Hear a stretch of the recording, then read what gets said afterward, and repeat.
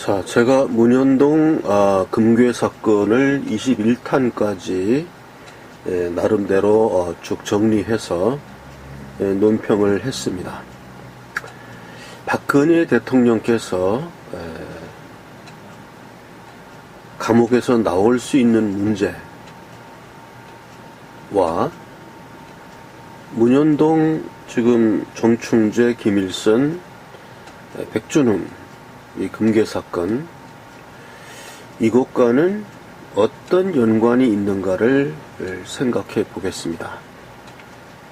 굉장히 좀 심각한 이야기인데요. 도대체 문현동 금괴 사건하고 박근혜 대통령 감옥살이하고 무슨 관계가 있는데 저 사람은 갑자기 박근혜 대통령 감옥살이 하는 걸 이야기하나 의아할 사람도 있을 것입니다. 제가 21탄에서 정충재 씨의 많은 말 중에 김옥랑이 1,000억 불에 달하는 부천역 앞에 집이 있다, 또 박주탁이란 사람은 금괴 파는 돈 갖고 옷 6천억 부도난 거를 중국으로 도망갔다가 금괴 팔아서 또 지금 3천, 5천 명 거느리고 있다.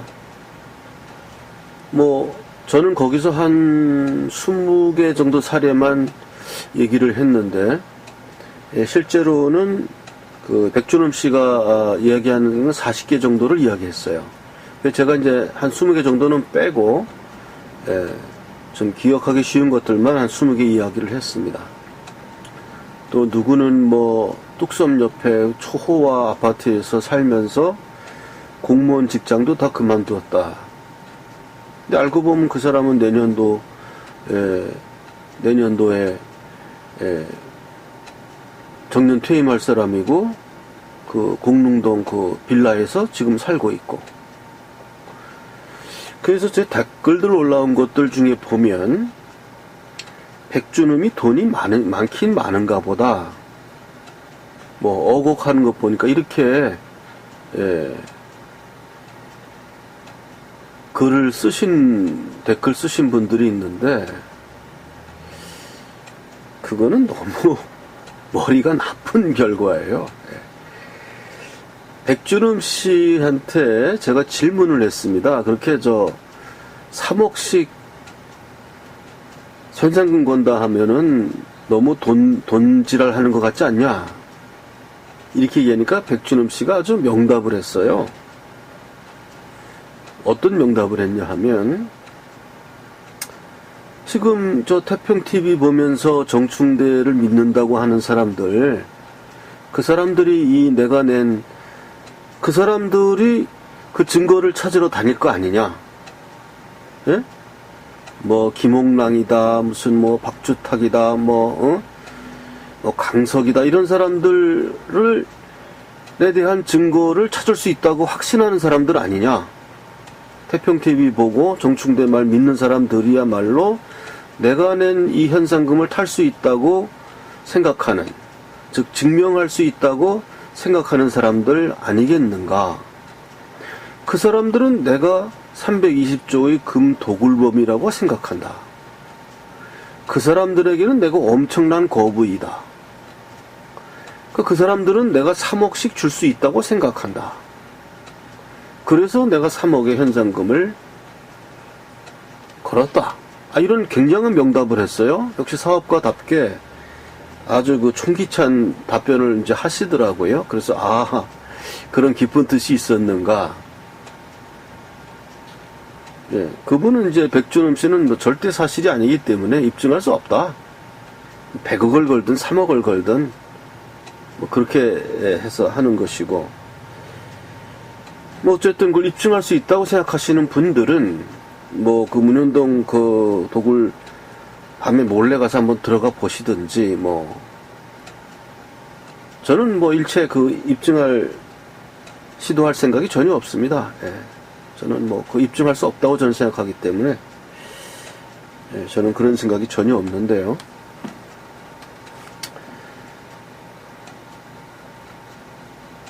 어쨌든 그러한 그 21탄 방송에서 드러나는 사실은 그 정충재 씨의 이야기를 이렇게 무비판적으로 듣는 분들, 그 어떤 기나긴 이야기를 들으면서 정충재 씨의 어떤 어투, 또 어떤 그 신실함, 진지함, 또 쉼없는 아주 쉼없이 이렇게 쫙쫙 스토리를 전개해 나가는 어떤 어법, 이런 것을 볼 때 저 사람이 거짓말하고 있다고 생각할 수는 없다. 이렇게 판단이 되시는 분들이 많은 것 같아요. 주로 이제 그분들은 상대방이 진실하냐 거짓이냐를 판단하는 기준이 이렇게 가슴으로 느끼는 것 같습니다. 가슴으로 이렇게 느끼면서 저 나이에 뭔 거짓말 하라 이렇게 해서 저 사람이 뭘 얻는 게 뭐가 있으랴, 이렇게 굉장히 착하게 생각하는 것 같아요. 저는 하도 이 사기를 많이 당해보고 이 인간성에 대한 어떤 환멸을 전 느낀 사람이기 때문에 그렇게 인간을 아름답게 보진 않고 일단은 무조건 의심합니다. 저 사람이 어떤 행동을 하면 왜 저런 행동하느냐,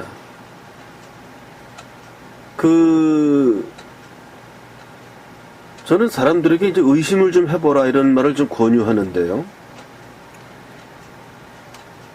정충재란 그 나이 70된 사람이 16년 전 사건을 지금 끄집어내서 저 사람이 무슨 이득을 보길래 저런 이야기를 하느냐, 저 사람 억울해서 하는 얘기 아니냐, 이렇게 생각하시는 분들에 대해서 저같이 이렇게 사악한 사람, 의심을 많이 하는 사람, 사기를 많이 당해본 사람,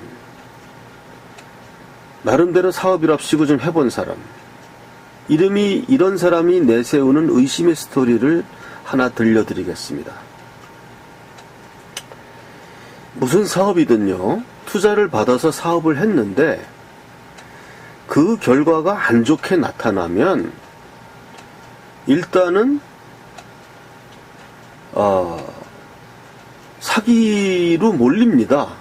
본인이 사기를 치려고 했든 안 치려고 했든 일단 사기로 몰리고 까딱하면 사기죄가 됩니다. 이거 사기죄 되는 것까진 좋아요. 그런데 사업이 실패해버리면 자기 돈으로 한 사람은 자기가 망해버리면 돼요. 그런데 남의 돈을 끌어다가 사업한 사람은 그 투자자들 가운데 원한을 가집니다.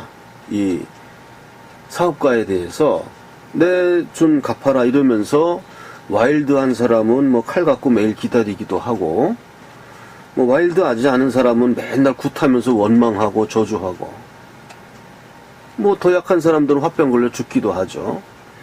그래서 이렇게 많은 분들에게 돈을 끌어다가 사업했다가 망하면요, 사기죄로 형을 받든 안 받든 그 투자자들의 그 원한이라는 게 엄청난 거예요. 저는 딱 이 사건을 보면서 제일 먼저 의심했던 게 뭐냐 하면, 정충재 저 사람은 백준음에게 뒤집어 씌움으로써 그러한 투자자들로부터의 원한으로부터 자유롭기를 원하고 있는 것은 아닌가 하는 의심을 저는 제일 먼저 했습니다. 즉, 이 방송을 듣거나 또 정충재 씨를 많이 믿는 굉장히 천진난만한 분들에게, 인생을 평탄하게 살아오신 분들의 본인 나름대로는 험악한 인생 살았다고 느낄 거예요. 그렇지만 그보다 험악한 인생을 살아본 사람의 입장에서 보면 그 평탄한 삶을 산 겁니다. 그리고 사기꾼이 따라붙는 건요, 돈이 있는 사람한테 사기꾼들이 꼬이지 그냥 직장 다니고 평범하게 산 사람에게는 사기꾼이 안 따라붙습니다. 사기칠 게 없으니까요. 따라붙어봐야 자기 시간만 손해니까요.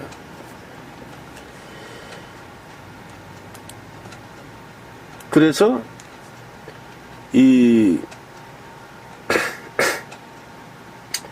저는 그러한 의심을 먼저 품고, 그러면 우리가 50점에서 100점으로 올라가는 것도 내가 뭘 얻는 거예요. 그렇지만 마이너스 50점에서 0점으로 올라가는 것도 그것도 뭘 얻는 겁니다. 그러니까 이 정충재 씨는 마이너스 50의 위치에 있다가 0으로 올라가고 싶어 한다. 이것이 나의 첫 번째 의심이었습니다. 정충재 씨가 16년 동안 이 문제 때문에 뭐 깜빵살이도 하고 뭐 여러 가지로 하고, 이 박수홍 씨와의 이 톡을 땅굴 파는 거, 이거에 관여한 건 16년보다 더 전입니다. 거의 20년 전. 그러니까 정충재 씨가 50대 팔팔한 나이에 여기에 뛰어드는 거예요. 50대 초반에 팔팔한 나이에 뛰어들면서 굉장히 야심차게 일을 했을 것입니다. 그리고 이분이 그 백준훈 등으로부터 사기죄로 고소당한 액수가 2억 얼마입니다. 2억 1,몇백만 원입니다.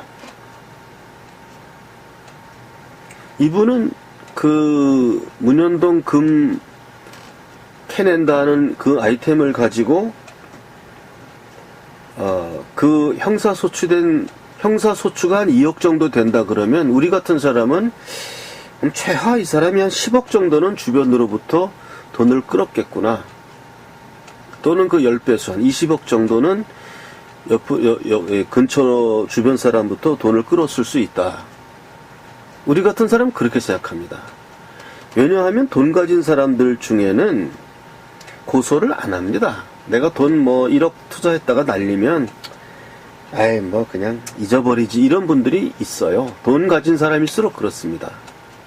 절박한 사람들이 고소를 하는 거예요. 그래서 저는 이분이 2억 얼마에 피소당했다 이 얘기를 딱 보고, 이 사람이 최소한 10억에서 한 20억 정도는 주변 사람들의 돈을 투자받았다, 이렇게 보는 거예요.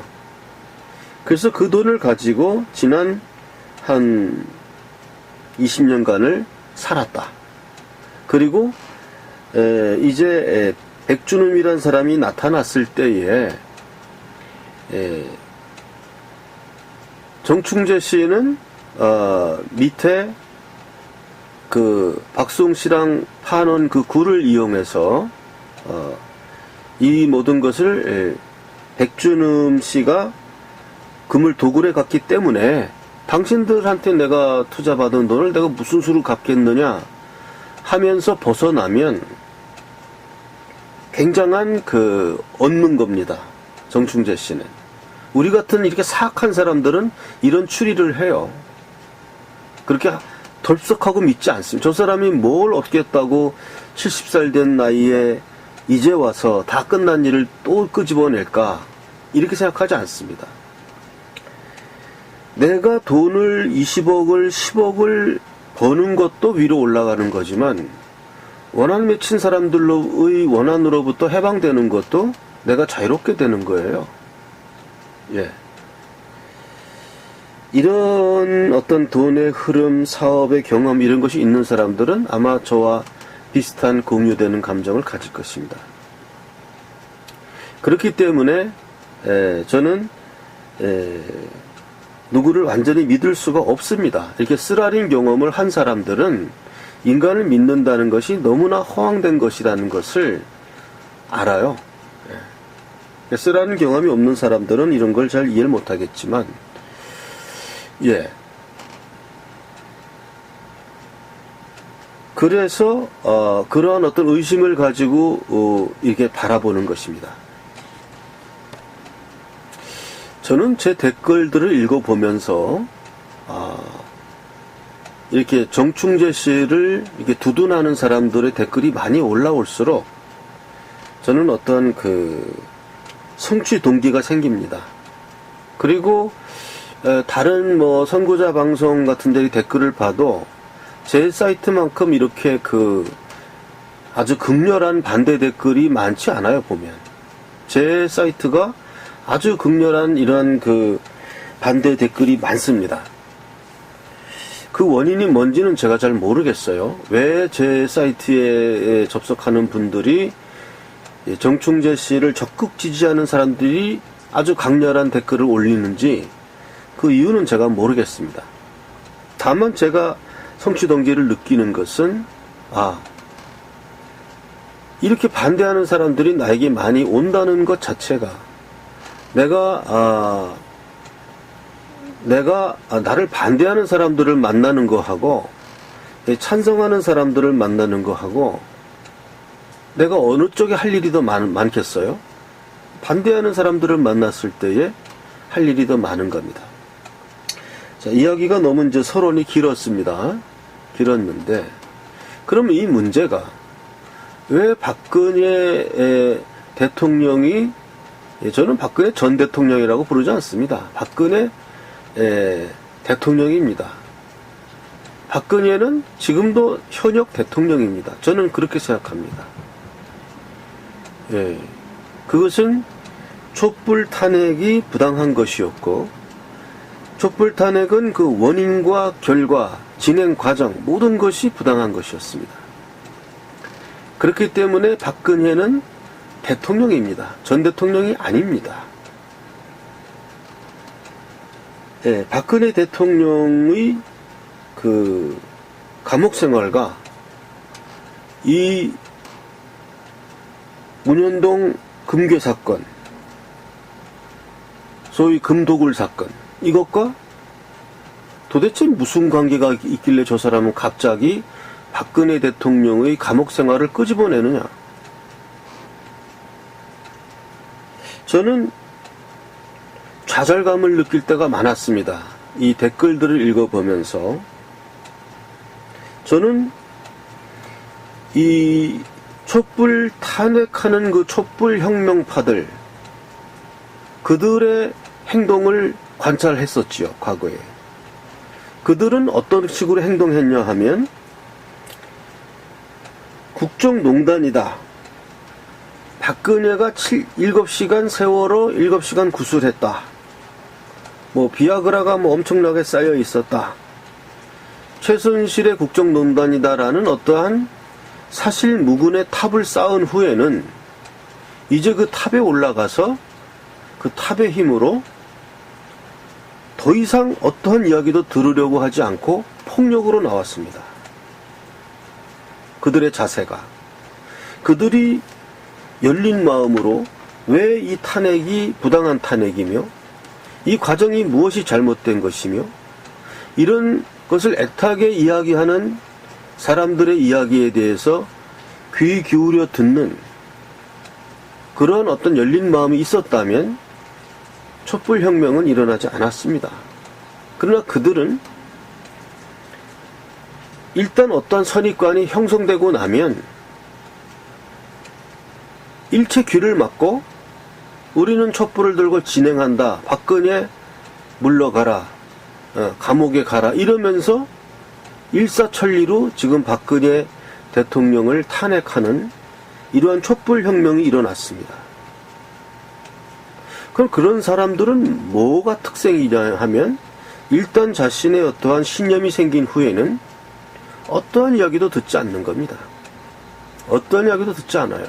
그것은 거대한 민중의 힘으로 굉장한 힘을 가집니다.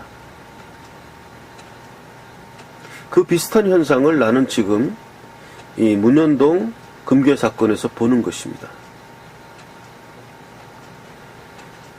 저는 오늘 21탄까지, 23탄까지인가요? 23탄까지 방송을 했는데, 나름대로 굉장히 이 팩트 위주로, 때로는 논리 위주로, 때로는 정황으로, 때로는 이렇게 될 수밖에 없다.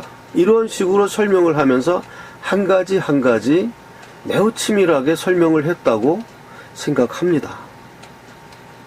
그런데도 그것을 대하는 사람들이 전혀 미동이 없어요. 즉 정충재가 올바른 사람이다.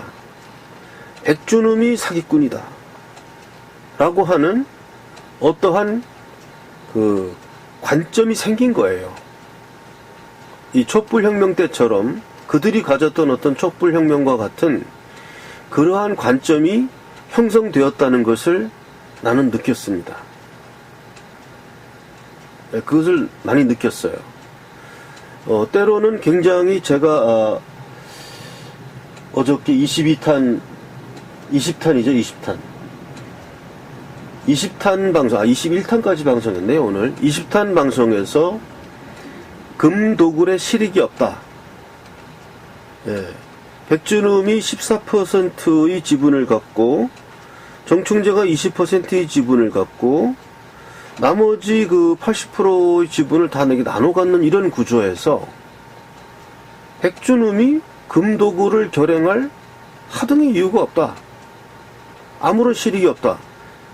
이런 이야기를 했는데도 거기에 동조하는 사람은 모르겠습니다. 마음속으로 동조하고 그래 이 사람 말이 맞는 것 같다 이러면서 원래 좀 신중한 분들은 댓글 같은 거 안다니까요. 마음속으로만 생각하고 보고 끝났는지 모르겠습니다만은 올라오는 댓글을 보면 그러한 기가 막힌 이야기를 했는데도 불구하고 당신은 머리가 좋은 척 하는 놈이다. 별 이렇게 나름대로 해석을 해요. 그래서 내가 그걸 보면서, 이것은 세월호 사건에서의 촛불 혁명을 부르짖는 사람들이 하나의 형성된 어떤 관념을 그대로 유지하는 것과 동일한 현상이다. 저는 그것을 보았습니다. 그러면서 어떤 좌절감이 오는 거예요. 왜 좌절감을 느끼냐? 결국 이러한 사람들이 박근혜 대통령을 지지한다면 도대체가 어떤 이런 이성적인 판단을 못하는 분들이 박근혜 대통령을 지지한다면 어떻게 저 사람이 감옥에서 나올 수 있을까? 못 나오겠구나. 거기서 저는 굉장한 좌절감을 느꼈습니다. 예. 동일한 현상이었어요. 저는 촛불 혁명 과정에서, 저는 이제 그 당시에 뭘 했냐 하면, 택시기사를 했습니다.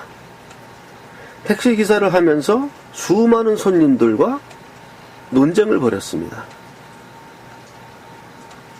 예.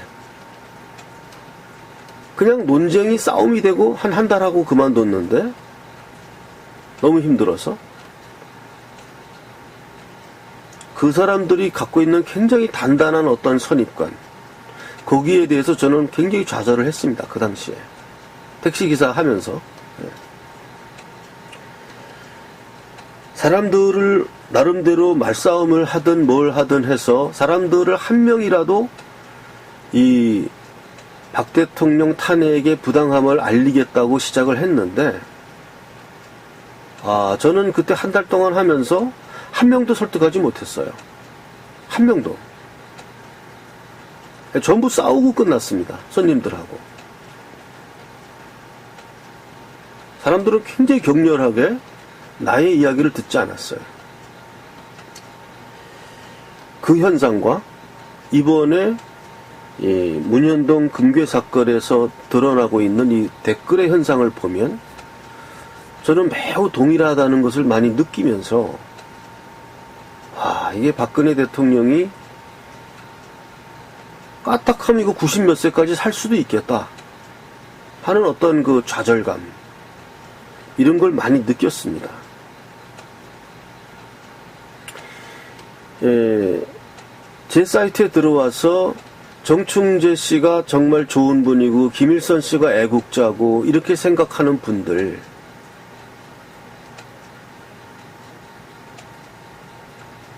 자기 때문에 박근혜 대통령이 감옥에서 나올 수 없겠구나 이런 생각을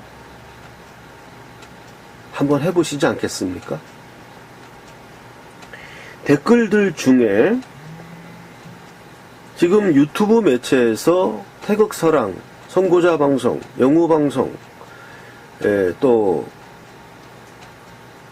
봉주루 방송, 요 방송들만 지금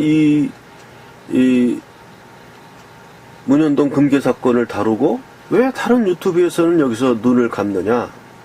그 이유는 뭐냐 하면 엄청난 비난 댓글이 쇄도하기 때문에 그 사람들이 여기에 뛰어들지 않는 것이다.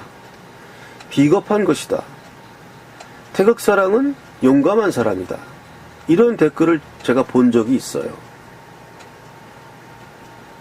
그러한 댓글이 좀 더 많았다면 저의 좌절감은 적었을 수도 있었습니다. 물론 저는 이제 그런 분들은 침묵하고 있다라고 생각합니다.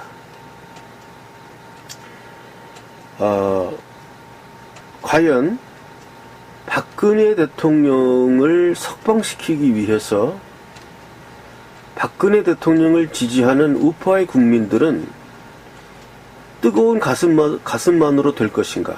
저는 절대 안 된다고 생각합니다. 가슴은 뜨겁더라도 머리는 차디차게 냉철해야 하고,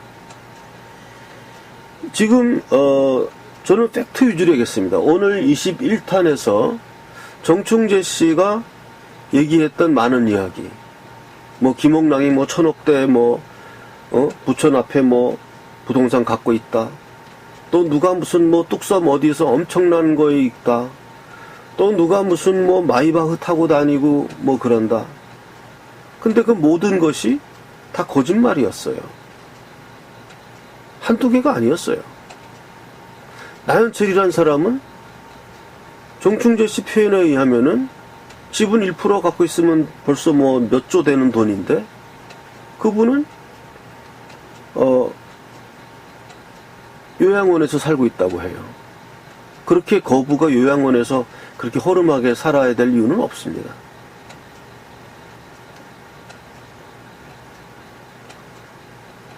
김옥랑 씨란 분이 천도제 하는데 누가 신필균인가요? 누가 고위층 사람이 왔다? 그것도 거짓말입니다. 근데 왜 이런 말들을 사실로 믿는가? 그거는 정충재라는 사람이 필요하기 때문입니다. 백준음이라는 사기꾼이 필요하기 때문입니다. 왜? 저 철천치 원수 문재인을 거꾸로 틀기 위해서.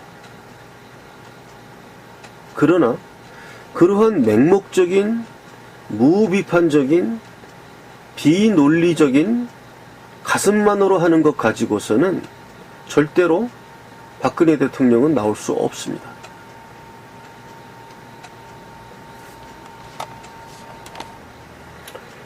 문현동 금괴 도굴 사건이 필요하죠.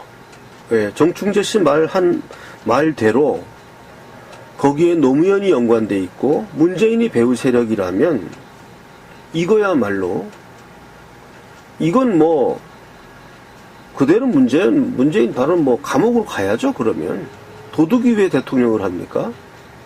그게 필요하죠. 그러나 제가 이렇게 여러 가지로 논리적으로도 분석했고 정황적으로도 이야기했고, 지금 최근에는 어떤 정충재 씨의 말에 그 많은 부분이 다 거짓말이라는 것이 지금 팩트로 다 드러났어요. 그런데도 정충재를 믿고 싶을 뿐입니다. 인간은 자신의 누군가에게 설득된다는 것은 굉장히 불쾌한 일이에요. 나의 신념을 그대로 유지하고 싶습니다. 또 그 신념 자체가 박근혜 대통령을 위하고 문재인을 파멸시키기 위한 그런 신념이기 때문에 자신의 의지와도 합치합니다. 그래서 그 정충재 씨 이야기를 무비판적으로 이렇게 듣기 때문에 그 사람의 어투가 진실하게 들리고, 그 사람이 진실을 말한다고 느껴지고, 그렇게 마음속에 어떤 신념이 각인되는 것입니다. 그 각인된 후에는 어떤 이야기도 들어오지 않는 거예요. 그것이 세월호 촛불혁명을 이룬 그 집단의 힘이었습니다.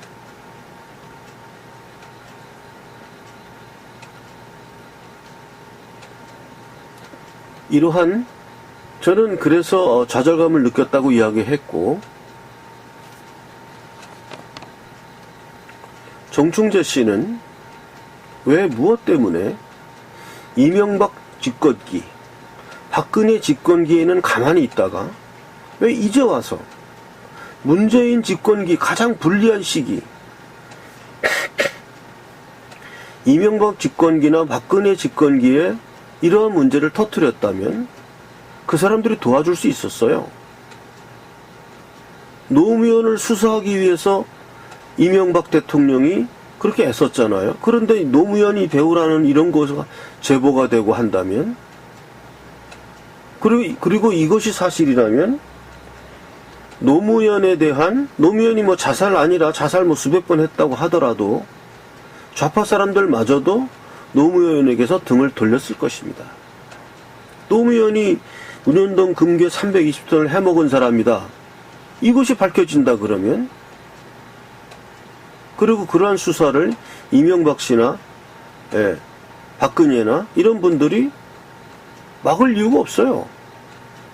근데 왜 이제 와서 가만히 있다가, 그때는 왜 이제 와서 제일 불리한 시기에 정충재 씨는 이 사건을 터뜨리냐 이겁니다.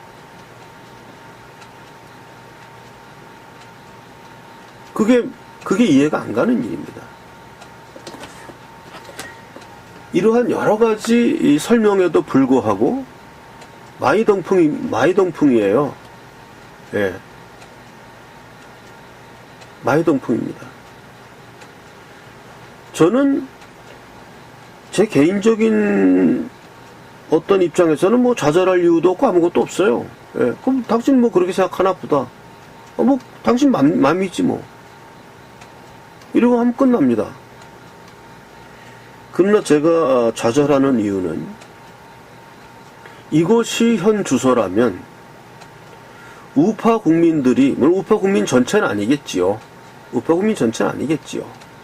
그러나 어쨌든 일부라 할지라도 그분들이 이렇게 그 선악을 구별하지 못하고 오직 가슴만으로 생각하고 차디탄 이성이 없고, 정충재의 이야기의 많은 부분이 거짓으로 드러났는데도 불구하고 그 사람이 옳다고 믿고 이런 사람들이 박근혜 대통령을 지지한다면, 그러면 저 사람은 감옥에서 나오지 못하고 그 형 언도대로 90 몇 살에 파파 할머니가 되어서 나올 수밖에 없겠구나 하는 아주 극심한 좌절감 때문에 많이 우울했습니다. 이것이 제가 문현동 금괴 사건을 집중적으로 이번에 방영했던 이유입니다. 이렇게 집중적으로 방영했던 이유에 대해서 또 어떤 분들은 그래요. 뭐 돈을 얼마 받았니? 뭐 좌빨이니?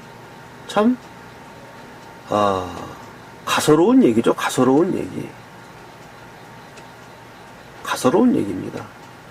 또한 제가 그 댓글 다신 분들 중에도 저하고 오프라인에서 시청 앞 KFC에서 뭐 이렇게 만나서 대화를 나눴던 많은 분들이 그 이름이 거기 있는 걸 제가 봤습니다. 이런 분들마저도 여기에 넘어가는구나. 경험이 좀 부족하고 논리적 판단력이 좀 떨어져서 그런가요? 정충재 씨는 이러한 사기극을 벌임으로써 얻을 게 있습니다. 얻을 게 분명히 있어요. 이미 50대에 굉장한 패기를 가지고 시작했던 사업이 수많은 사람들의 돈을 끌어다가 이렇게 없애버린 장본인으로서 그 원한으로부터 탈출하는 것이 이분에게는 굉장한 탈출구였습니다. 그것이 뭐 어느 만큼은 현재로서는 성공한 거죠. 이 정도의 어떠한 그 편견을 만들어냈다 그러면 어느 만큼은 성공한 것입니다. 제 방송을 보아주시는 분들은 나를 욕해도 좋고 저 사람이 잘못 판단했다고 생각해도 좋습니다. 그러나 과연 우리가 박근혜 대통령을 석방시킬 수 있는 우파가 되려면 과연 우리는 무엇을 해야 되는가? 우리의 이성은 얼마나 냉철해야 되는가? 제가 이 방송을 통해서 거의 20편 넘게 이것을 집중 보도했고, 집중 방송했고, 집중 분석했습니다. 여기에 대해서도 아무것도 깨달아지지 않는다면 할 수 없습니다. 그건 할 수 없어요.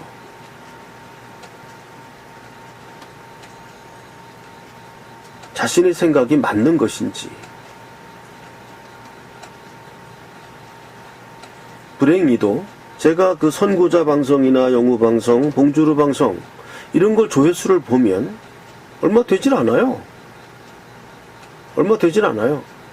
반면에 태평TV 그 방송은 엄청난 조회수를 갖고 있습니다. 그리고 일설에 의하면은 김일선 씨가 많은 돈을 거뒀다고 합니다. 그 얼마나 많은 돈을 거뒀는지 잘 모르겠어요. 그는 조회수나 요즘의 인기를 보면 많은 돈을 거둔 것입니다. 그리고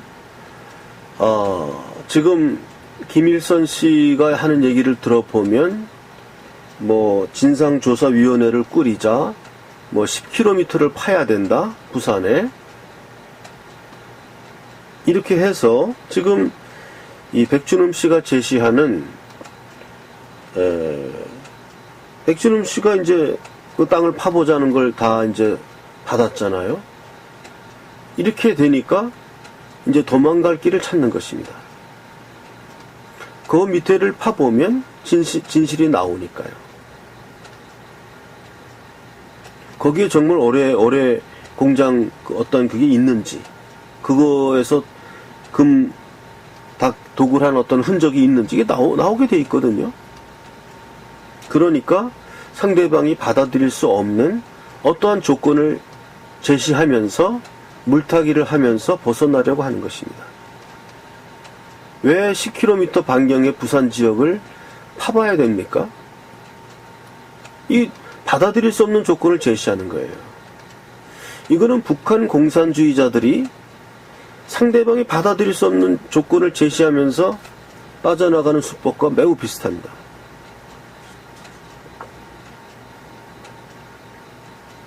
왜?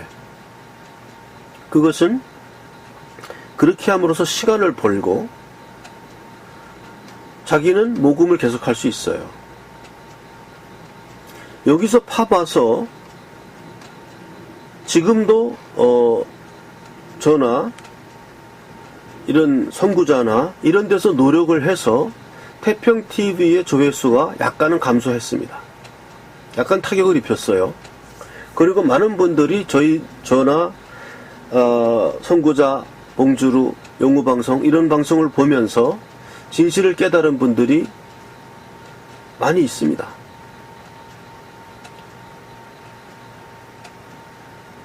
어쨌든 김일선이란 사람은 정충재란 사람을 만나서 한 큐 잡은 거죠. 한 큐. 저 또한 많은 국민들이 이러한 미망에서 벗어나서 그 애꿎은 돈을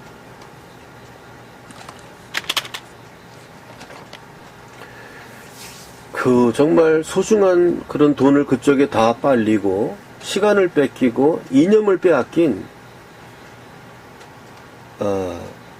이념을 다 빨려버린 거죠.